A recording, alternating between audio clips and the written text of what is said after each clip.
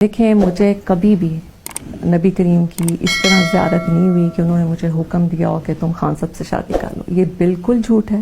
اور جس نے کہا ہے مجھے سمجھ نہیں آ رہی کہ اس کی زبان میں اتنی ہمت کیسے ہوگی کہ اس نے یہ لفظ ادا کر دیا. جب میرے نکاح کی خبر چل رہی کہ جی عدت نہیں ہے. عدت میں لوگوں کو بتا دوں کہ جب میں اپنے گھر سے نکلی تھی تو میرے گھر میں ہی میں عدت پوری کر کے نکلی تھی. میرے جو پچھلے ہسبینڈ تھے وہ ایک دین کے اوپر بڑا چلتے ہیں.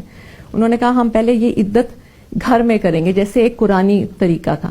اس کے بعد جب میں گھر سے نکلی میں چاہتی تو میں اگلے دن بھی شادی کر سکتی تھی. میں نے تو اس کے 5-6 بلکہ شاید 7 مہینے بعد کی. وہ روز صبح جاتے ہیں ہاتھ دونوں اٹھاتے ہیں یا اللہ میں صرف تیرے لیے جا رہا ہوں اور اپنی غریب عوام کے لیے مجھے ہمت دے. سب لوگ کہتے ہیں کہ میری وجہ سے خان صاحب میں تبدیلی آئی. اصل میں ہم دونوں کی وجہ سے ایک دوسرے میں تبدیلی آئی.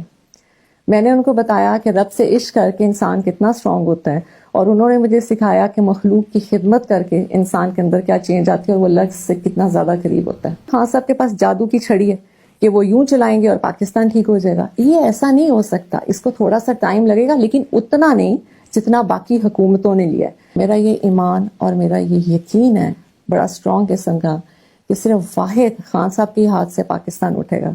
چاہے کتنے مرضی برے حالات ہوں لیکن اس کو خان صاحب ہی اٹھائیں گے, ان کے علاوہ نہیں. اللہ نے مجھے لگتا ہے ان کی قسمت میں لکھ دیا ہے پاکستان کو ترقی دینا اور اس میں خوشحالی آئے گی. چاہے لیٹ آئے گی لیکن آئے گی ضرور. دین کا تعلق عشق سے ہے. جس کا جتنا زیادہ عشق بڑھتا ہے وہ اتنا زیادہ دین میں اس کا ایمان اسٹرانگ ہوتا ہے. خان صاحب بیسکلی ایک نیک روح تھے لیکن وہ کہتے ہیں نا کہ کبھی کبھی دنیا میں جب انسان بھٹکتا ہے تو اس کو پتہ نہیں لگتا.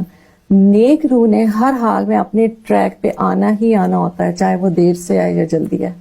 ایک اللہ نے وقت مقرر کیا ہوتا ہے ہر انسان کی ہدایت کا. جب وہ ٹائم آتا ہے تو وہ ہر حال میں اس نے رب کی طرف ہی جانا ہوتا ہے. اب جو خان صاحب کی زندگی ہے وہ صرف ایک لمحہ اللہ اور رسول اور بابا فرید کے عشق میں ہے.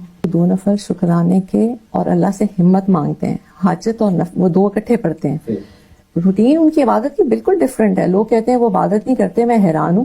وہ جب کھانا کھاتے ہیں اس کے بعد وہ تھوڑی سی باہر واک کرتے ہیں, پھر وہ آ کے عشاء کی نماز پڑھتے ہیں, پھر تھوڑا دیر اپنا کچھ چیزیں اپنی ڈائریز وغیرہ چیک کرتے ہیں, اس کے بعد پھر وہ نفل پڑھتے ہیں, پھر وہ درود شریف کی تسبیحاں کرتے ہیں اور اس کے بعد وہ جا کے سوتے ہیں. جو پردے کا تعلق ہے وہ میری ذات اور رب سے ہے, مخلوق سے اس کا تعلق نہیں ہے. جس نے نہیں کرنا وہ نہیں کرے.